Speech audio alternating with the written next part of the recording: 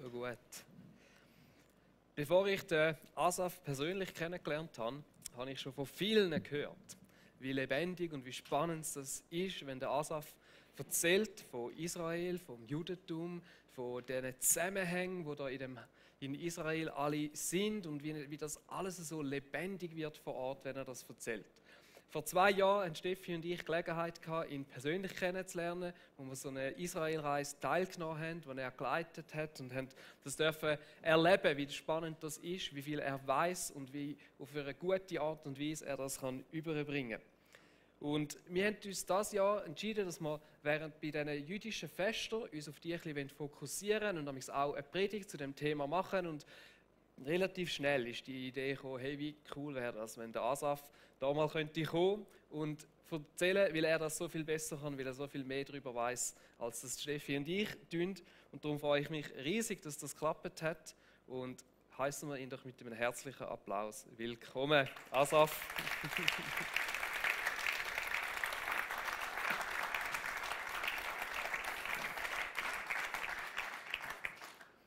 Danke fürs Kommen. Shalom zusammen. Funktioniert das mit den Folien? Das wird funktionieren.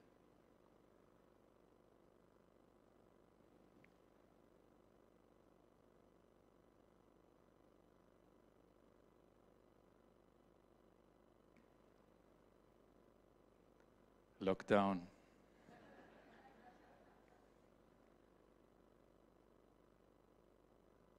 Bis dahin, wenn es funktioniert, möchte ich die Art der Erwartung, vielleicht das Format oder das Niveau, auf dem ich rede, runterschrauben.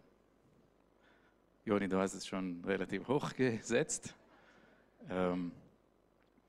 Ich bin in Israel geboren und aufgewachsen und für mich an erster Stelle sind Feiertage, wie für euch auch, halt das, was man im Rahmen der Familie, sobald man sich daran erinnern kann, im Kindergartenalter, das ist das, was man gebastelt nach Hause mitbringt von den Spielgruppen und das, was man im Jahresrhythmus immer hat, das ist viel, viel alltäglicher und normal, als man es erstmal denkt. Wenn man denkt, ja, die Juden feiern das und das ist nicht viel anders. Shavuot oder die jüdischen Wurzeln von Pfingsten. Ich habe einen Beweis mitgebracht. Das bin ich, der Kleine, sind 2 Schwestern, die 3. Schwester, also 4. Kind, ist noch da im Bauch oder in kurzfristiger Planung bei meiner Mutter, das sind meine Eltern. Es ist nicht vom Shavuot, sondern ein anderer Feiertag, ein jüdischer, aber im Prinzip geht es sehr ähnlich. Ihr seht, ich habe irgendwas auf dem Kopf da auf dem Foto, das hält nicht so richtig, das ist eine Kippa. Wir sind auf dem Weg zur Synagoge, das Fest heißt Torafreude und ich denke, ich bin da 3, als 3-Jähriger denkt man nicht viel Theologisches, sondern das hält nicht. Ich habe noch einen Beweis von einem anderen Feiertag, nämlich das. Mein Ziel war, an Purimfest Rotkäppchen zu werden. Ich denke, es ist auch gelungen. Keine Ahnung, also vorhin war der Charme der 80er Jahre sichtbar. Das ist der Charme der Gebrüder Grimm wahrscheinlich. Oder der Ballettschuhe oder sowas von einer meiner Schwestern. Normal. Diese Reihe von Feiertagen, die ihr sehen könnt, begleiten den jüdischen Kalender im Jahreskreis immer wieder, immer wieder. Ich habe, wenn wir das zusammenfassen, wenn wir sagen 4000 Jahre Volksgeschichte, das hinterlässt schon etliche Feiertage. Es vergehen selten mehrere Wochen ohne irgendeinen Feiertag in unserem Kalender. Vielleicht erkennt der eine oder die andere von euch einige Feiertage, die dort angeschrieben stehen. Man muss nicht alle kennen. Wahrscheinlich werdet ihr etliche hier behandeln. Einige sind voneinander kaum trennbar. Nicht alle Feiertage sind biblisch. Nicht alle Feiertage sind sozusagen religiös im jüdischen Verständnis. Und manche sind ganz modern. Manche sind in späteren Zeiten, als die Bibel schon abgeschlossen war, entstanden. Und trotzdem, die haben etwas Gemeinsames, diese Feiertage, diese Feste. Sind nicht alle nur Freude. Sie erzählen eine Geschichte. Sie erzählen die jüdische Chronik von mehreren Jahrtausenden, weil alleine das Erzählen ein Gebot ist. Lasst uns aus dem 2. Mose 13 vorlesen.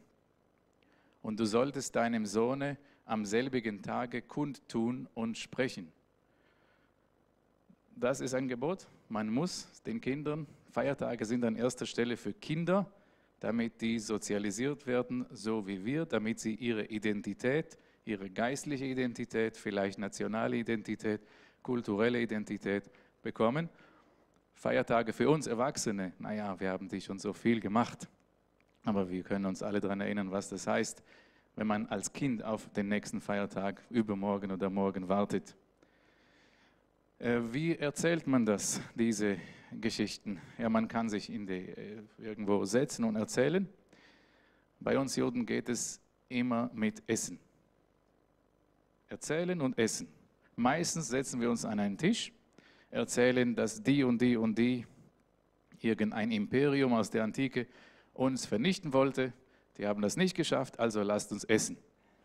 Das ist im Prinzip der rote Faden in allen jüdischen Feiertagen, fast, weil manche gebotene Feste sind, wie zum Beispiel Shavuot.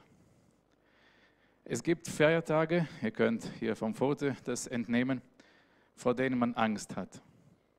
Das, was man da sieht, das war mal ein Fisch in verschiedenen Aggregatzuständen. Das isst man für das neue Jahr. Ich hatte schon, das ist im September oder Oktober, ich hatte schon im August als Kind Angst vom Neujahr, wegen dem.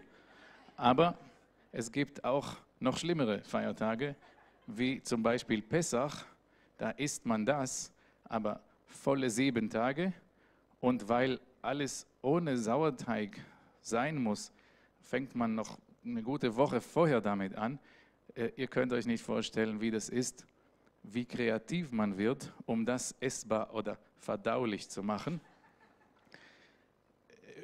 Nutella-Kugeln, Nutella-Schlacht, in Eis einweichen, ist alles besser als das.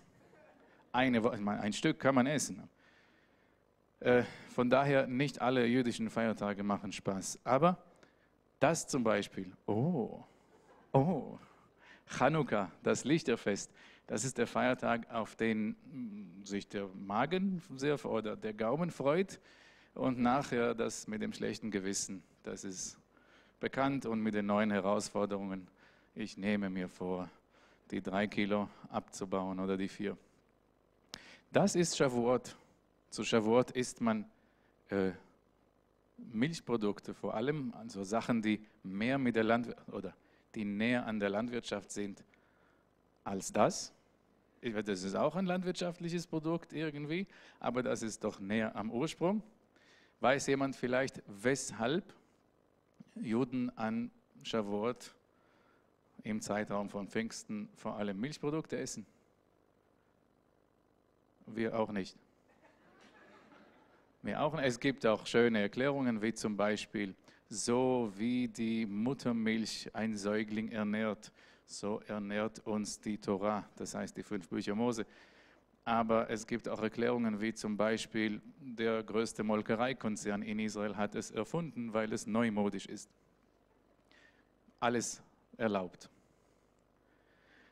Pfingsten auf Deutsch ist abgeleitet von Griechisch, Pentakost, mit der Bedeutung 50.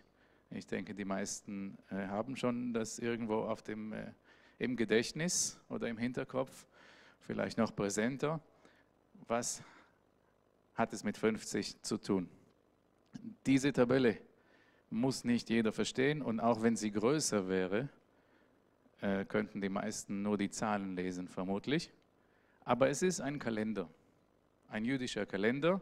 Da stehen schon 12 Monate, aber sie heißen Tishrei, Cheshvan, Kislev. Und darunter in ganz klein steht zum Beispiel im ersten Monat September-Oktober. Das ist der jüdische Anfang. Und wir konzentrieren uns auf eine längere Reihe mit sehr viel Schrift dazwischen. Es ist hervorgehoben jetzt, alles was in Rot ist, hat eine Gemeinsamkeit, und zwar es beginnt hier, wir schreiben von rechts nach links. Also es beginnt hier und geht nach hinten und wieder der ganze Monat und noch ein Stück von dem Monat. Immer gibt es Zahlen in der Mitte von 1 bis 49. Schauen wir mal, hier steht der erste in der Omer-Zählung oder der erste Omer. Schon mal gehört? Omer? Nicht, oder? Ja, selten hört man das in christlichen Kreisen, aber für uns Juden ist es eine Selbstverständlichkeit. Die Omer-Zählung fängt irgendwann an im Jahr und am Ende kommt man zu 49. Interessant ist Pessach, das Passafest, mehr oder weniger an Ostern, das beginnt hier, kurz vorher, und das Wochenfest oder Shavuot, wie wir sagen, ist am nächsten Tag nach Beendigung dieser Zählung. Also da haben wir die 50. 49 Tage gezählt und der nächste Tag darauf. Es ist ein Gebot, das so zu zählen. Wir kommen gleich dazu. Vielleicht habt ihr gesehen, Pessach war mit 2 Pfeilen markiert und Shavuot auch. Ein Abend oder ein Vorabend und dann der Feiertag selbst, das Fest. So wie an Weihnachten, wir kennen das alle, es gibt den Weihnachtstag und auch den zweiten, aber Heiligabend ist vorher. Bei uns ist es immer so, weil der jüdische Tag oder im hebräischen Kalender, das geht nach dem Sonnenstand und das heißt, es beginnt am Abend vorher, die Tageseinheit. Die 24 Stunden fangen bei uns nicht an um Mitternacht, sondern sobald 3 Sterne im Himmel zu sehen sind. Und die Begründung oder ein Echo dazu kann man hier sehen im 1. Mose 1, Vers 5. Das ist schon direkt bei der Schöpfung, steht immer wieder geschrieben, und es wurde Abend und es wurde Morgen, ein Tag oder erster Tag, Tag 1. Und so wiederholt sich das, nur an einem Wochentag gibt es das zweimal bei der Schöpfung. Dass es zweimal Abend und Morgen ist, deswegen so wie hier, erst der Abend und dann der Morgen von derselben Einheit. Bitte merken, es wird später wichtig. Im 3. Mose 23 gibt es ein Gebot. Am 14. des Monats, der erste Monat war früher im Frühling, der Monat Nisan.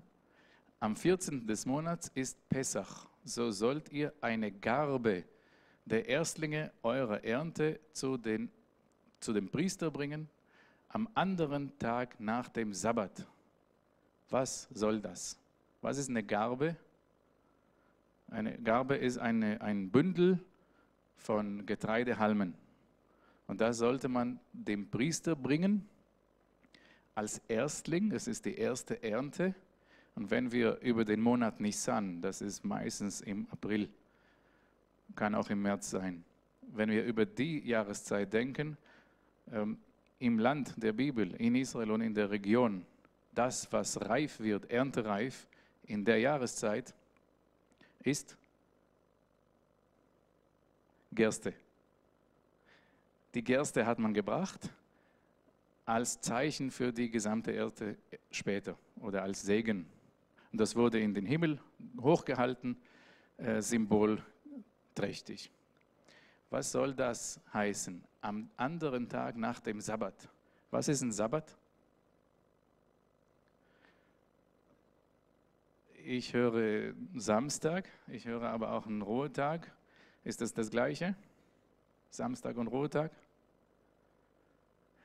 Wir Juden unterscheiden den Wochentag, Sabbat, Samstag, von einem anderen Ruhetag, was auch Sabbat heißt, weil man ruht. Shabbat auf Hebräisch kommt von Lashevet, sitzen. Am Ruhetag tut man keine Arbeit, man sitzt, man ruht, aber es muss nicht der Wochentag sein. Deswegen nennen wir das Schöpfungssabbat, das ist wirklich der 7. Tag in der Woche, oder ein Sabbat. Pessach, der Feiertag, der 14. Nisan, da sollte man Lämmer schlachten, früher als es einen Tempel gab. Und am nächsten Tag kam der Feiertag. Und das war auch ein Sabbat, nicht unbedingt in der Woche. So kann man sich vorstellen, ein Getreidebündel, eine Garbe. Es ist wichtig, dass wir die Erstlingsgarbe merken, weil sie sehr viel mit Shavuot und mit euch zu tun hat. Wir lesen mal aus der Mishnah einen Text vor, in der nächsten Folie. Und zwar Mishnah, das ist eine jüdische rabbinische Schrift. Verfasst wurde sie um 200 und etwas nach Christi Geburt in Galiläa. Es sind viele Geschichten, die über viele Generationen mündlich rumliefen, im Umlauf waren. Und um 200 mehr oder weniger hat man das dann festgehalten und abgeschlossen. Mishnah. Wer Paralleltexte zu den Evangelien zum Beispiel finden möchte, auch zum Teil aus denselben Generationen wie die Zeit der Evangelien oder die Zeit Jesu, er findet sie in der Mishnah. Und was erzählt die Mishnah über etwas? Ui, das lesen, da muss ich mich umdrehen, Entschuldigung. Die Gesandten des Gerichtes gingen am Abend des Feiertags und machten Bindungen am Boden. Das haben wir eben gesehen, die Garben vorbereitet. Alle nahegelegenen Städte versammelten sich dort, weil es dunkel war. Warum war das dunkel? Weil der Tag angebrochen ist. Der Tag fängt ja, wie in der Schöpfung vorgelesen, eben am Abend an. Weil es dunkel war, sagte man ihnen, kommt die Sonne? Sie sagten ja. Kommt die Sonne? Sie sagten ja. Ist das eine Sichel? Sie sagten ja. Ist das eine Sichel? Sie sagten ja. Ist das eine Kasse? Darf man am Ruhetag mit Geld umgehen? Sie wollten irgendwie zeigen, dass das kein Ruhetag mehr ist, kein Sabbat mehr. Sie sagten ja. Ist das eine Kasse? Sie sagten ja. Am Sabbat sagte man ihnen, ist das ein Sabbat? Sie sagten ja. Ist das ein Sabbat? Sie sagten ja. Soll ich ernten? Und sie sagten ihm, schneide. Soll ich ernten? Und sie sagten ihm, schneide. 3-mal für alles. Und sie sagten ja und ja und ja. Warum? Wegen den Sadduzäern, die immer gesagt haben, man ernte nicht die Erstlingsgarbe am Ausgang eines Feiertages. Wir merken hier einen Streit, glaube ich. Jemand provoziert da bewusst. Wir haben Recht, ihr nicht. Und zwar zur Zeit Jesu und auch länger vorher gab es mehrere Strömungen im Judentum und die einen sagten, die Pharisäer, Klammer zu, und fast das ganze Volk. Sie sagten, egal was für ein Wochentag das ist, nach Pessach, sobald es dunkel wird, da muss man die Erstlingsgabe bringen. Aber die Sadduzäer, und das waren die Priester, die hohen Priester vor allem, wer den Tempel gehalten hat, die Elite, auch Wirtschaftselite, sie sagten, nein, es ist ein Schöpfungssabbat. Egal an welchem Tag in der Woche Pessach ist, man muss bis zum Sabbat warten und dann am Sonntag wird das gemacht. Das hat Einfluss auf Shavuot, auf das Wochenfest. Schaut mal, wie man heute in Israel den Tag der Erstlingsgabe feiert. Das ist offiziell kein Feiertag im Kalender, nur eine kleine Vermerkung. Aber seitdem es wieder jüdische Landwirtschaft gibt, seit gut 100 Jahren, etwas mehr, wird es wieder gefeiert auf dem Feld, vor allem in landwirtschaftlichen Ortschaften. Man geht aufs Feld und wenn ihr seht, als Beweis da im Hintergrund, wenn es dort Toi-Tois gibt, heißt es, es kommen Leute.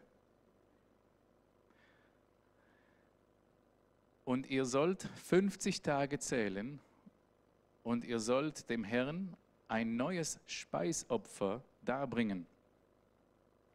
50 Tage von diesem Tag der Erstlingsgabe. Aber was ist der Tag der Erstlingsgabe? Wer hat recht? Ist das der Schöpfungssabbat gemeint oder der Feiertag? Und es gab 2 verschiedene Feiertage und ein Urstreit, ein ganz wichtiger Streit. Und das hat das Judentum lange begleitet, bis es keinen Tempel mehr gab und die Sadduzäer verschwanden. Und heute, was wir pflegen, ist pharisäisch. Und das hat auch mit euch zu tun. Denn wann feiert man Ostern? War das immer so, dass Ostern so festgelegt war wie jetzt? Die Antwort ist nein, es ist historisch. Am Anfang des Christentums war man sich länger nicht einig, wann man Ostern feiern soll, zusammen mit Pessach, weil Jesus ist an Pessachabend, am Vorabend, am 14. Nisan.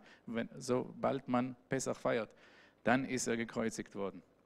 Soll man das dann feiern, zusammen oder nachher oder vorher? Und die Antwort ist, das wurde festgenäht, so dass erst Pessach passiert und dann kommt Ostern. Deswegen ist Ostern beweglich. Und deswegen ist auch Pfingsten nicht immer im selben, es ist schon im selben Wochentag, oder? Das ist doch Pfingstsonntag, Pfingstmontag, ist im selben Wochentag und es würde immer am selben hebräischen Datum sein, im jüdischen Kalender, aber nicht im selben allgemeinen, sozusagen gregorianischen Kalender. Ihr feiert im Prinzip sowohl Ostern als auch Pfingsten pharisäisch. Ui.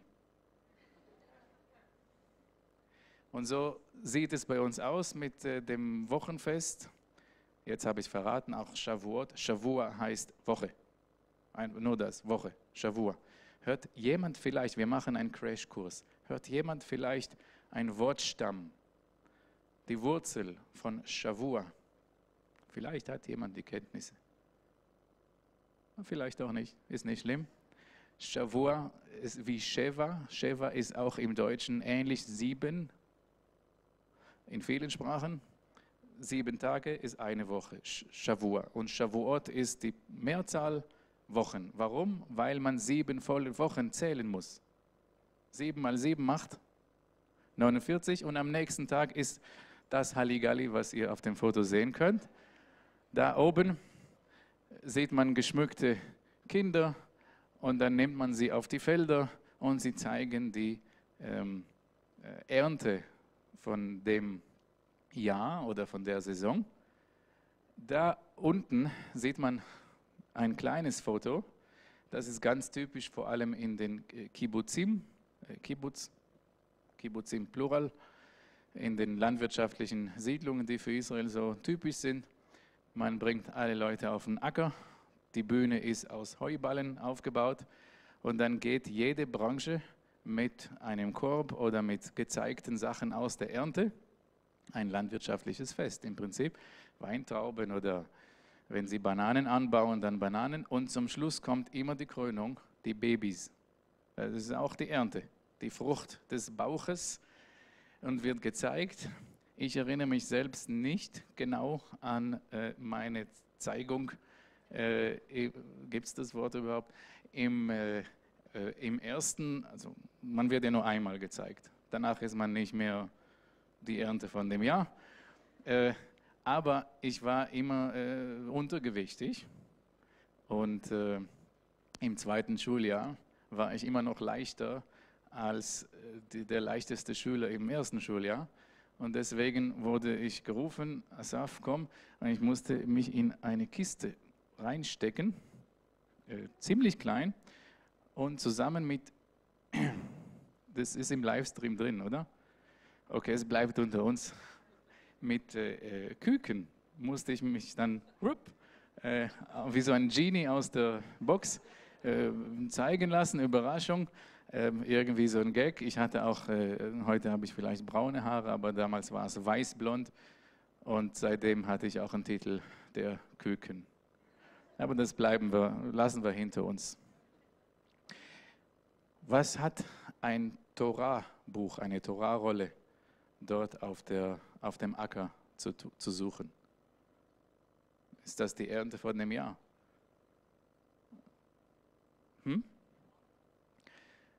Fast. Schauen wir mal. Es wird auch mitgefeiert. Es ist nicht nur ein landwirtschaftliches Fest. Schaut mal, hier ist eine elektronische Grußkarte da steht Chag Shavuot Sameach, frohes Wochenfest. Und da sieht man die 10 Gebote, übrigens mit Rechtschreibfehlern, aber macht nichts. Und da drüber so Weizenhalme. Ja, wir wissen auch nicht, ob im Originalen alles korrekt geschrieben war, oder? Naja.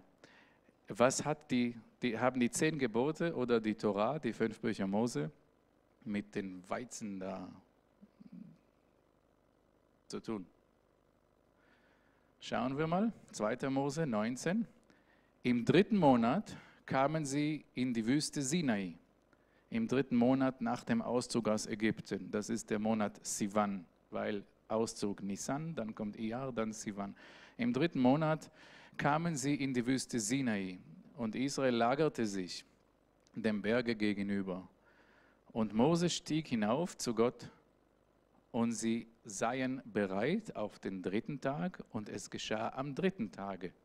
Jetzt machen wir zusammen eine schnelle jüdische rabbinische Exegese. Ihr solltet wissen, im Monat ist ein hebräischer Ausdruck für den 1. des Monats. Der 1. Tag. Kommt immer wieder vor. Also im 1. des Monats kommen sie zum Berg, dann bereiten sie sich 3 Tage vor und es passiert dann am 3. Tag. An welchem Datum ist das passiert, dass Moses wieder runterkam?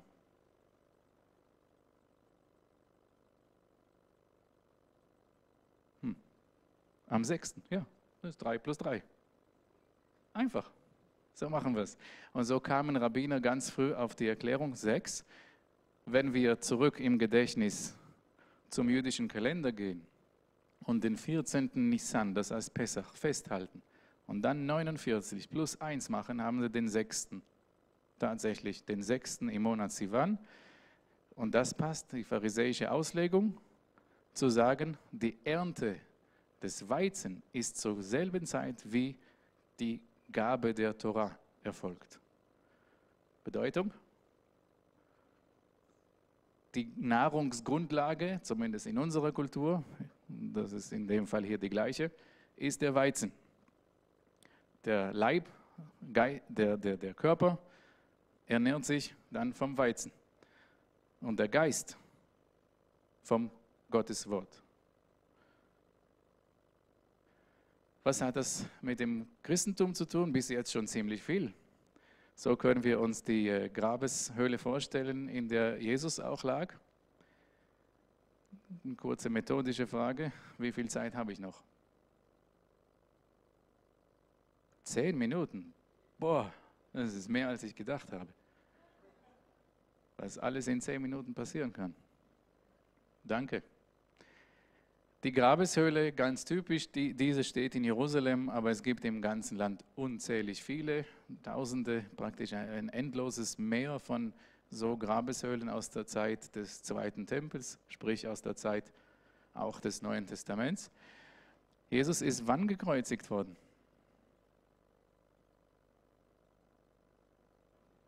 Freitag. Und was war das für ein Fest? Pessach, Passafest. Die Ähnlichkeit oder die Symbolkraft im Ausdruck Lamm Gottes. Man hat ja Lämmer geschlachtet. Gottes Lamm, das ist allen bekannt, denke ich, hier im Raum auf jeden Fall, der die Sünde auf sich nimmt und so weiter. Das wurde auch in späteren Teilen des Neuen Testaments gut thematisiert. Da müssen wir nicht mehr drauf eingehen. Das macht ihr sicher, wenn ihr über Pessach sprecht. Aber es hängt miteinander zusammen. Denn nach Freitag, das war in dem Jahr der Freitag, nach Freitag kommt der Sabbat, das war der 15. Und sobald es dunkel wurde, war das der 16. Nisan, ein Sonntag für Juden. Wann wurde das leere Grab festgestellt? Beim ersten Licht vom Sonntag, vom Werktag. Wann ist Jesus auferstanden? In der Zeit der Erstlingsgabe. Die Leute waren auf dem Acker, zumindest die Pharisäer und fast das ganze Volk, bis auf die Outsider. Und sie haben Bündel gemacht und in die Luft gehalten mit der Symbolkraft, so wie die Ernte von der Gerste jetzt gut ist, so wird die gesamte Ernte gut sein. Paulus spricht es an. Nun aber ist Christus aus den Toten auferweckt, der Erstling der Entschlafenen, der Erstling Christus. 1. Korinther, er ist als Erstling, die Erstlingsgabe, das ist die Anspielung ganz klar. Was hat es für eine Aussagekraft? Wenn er der Erstling ist, dann ist er so auferstanden, wie alle auferstehen werden. Wie die Erstlingsgabe die gesamte Ernte symbolisiert und ein Segen für sie gibt. Das ist der Ölberg. Wann ist Jesus in den Himmel gefahren? Am wievielten in der Omer-Zählung? Omer heißt übrigens Garbe. In der Garbenzählung. Am 40. Natürlich, steht ja im Neuen Testament. Am 40. Tag. 40 in der biblischen Bedeutung ist natürlich die Vollzahl. Die 40-jährige Wüstenzeit ist vollbracht im 40. Jahr. Die 40-tägige Versuchung Jesu wurde vollbracht nach 40 Tagen. Und jetzt ist auch ein Werk vollbracht. Die Zeit Jesu auf Erden ist zu Ende am 40. Omer-Tag, Garbenzählungstag. Nicht weit im nächsten Hügel treffen sich, wie viele Tage später, die alleine gebliebenen Jesus-Nachfolger. Ja, eigentlich 9. Die Frage ist, wie man zählt. Am Abend oder am nächsten Tag, aber es kommt aufs Gleiche. Sie treffen sich am Shavuot-Abend, bevor es dunkel wird, um das Wochenfest zu feiern. Was feiern sie dabei? Das ist der Berg Zion. Sehr wahrscheinlich trafen sie sich dort, weil es im Text in Apostelgeschichte geschrieben steht, dass sie in den Obersaal gingen, wo sie sich regelmäßig getroffen haben. Da, wo auch Jesus das letzte Abendmahl sehr wahrscheinlich gegessen hat oder gefeiert hat. Und das ist abgeleitet durch andere Zusammenhänge auf diesen Hügel, der Berg Zion, direkt an der Altstadt heute in Jerusalem. Also sie treffen sich dort und was feiern sie? Ich bin ganz Ohr, ihr müsst mitdenken. Die Weizenernte oder das Speisopfer bringen sie und die Torahgabe. Vor allem die Torahgabe, das ist wichtiger als der landwirtschaftliche Teil. Wir lesen vor. Und als der Tag des Pfingstfestes erfüllt war, waren sie alle an einem Ort beisammen. Und plötzlich geschah aus dem Himmel ein Brausen, als führe ein gewaltiger Wind daher. Und sie wurden mit dem Heiligen Geist erfüllt. Ein kurzer Hebräischkurs wieder. Ruach ist auf Hebräisch sowohl Wind als auch Geist. Der Heilige Geist ist gegeben worden am Tag der Torahgabe. Ich denke, trennbar ist das nicht. Heißt das, dass Christen hier zum Beispiel in der Gemeinde oder in anderen die jüdischen Feste auch so feiern sollen. Ich habe in meiner relativ, ja, so etwas mehr als 10 Jahre, 12 Jahre bin ich als Reiseleiter tätig und da entstehen Kontakte und Freundschaften mit vielen, vor allem christlichen Gemeinden. Ich habe einiges miterlebt, wie es an diesem Thema sogar, manche verhüllen sich plötzlich in Israel-Fahnen und bringen Hörner von Tieren mit. Und bevor du Robinson Crusoe sagen kannst, passiert etwas, was du nicht immer nur verstehst. Muss das meiner Gemeinde passieren? Ich appelliere als Jude an die Vernunft und vor allem zur Entspannung. Wer das machen will, bitteschön. Müssen tut es keiner, außer Juden. Aus der jüdischen Perspektive gibt es Gebote, die an Israel gerichtet wurden, wie zum Beispiel Pessach. Und er sprach zu Israel, macht das und das. Andere Völker haben einen deutlich anderen, einen einfacheren Weg mit weniger Umständen. Aber wer es machen will, warum nicht? In dem Sinne sage ich danke für das Zuhören.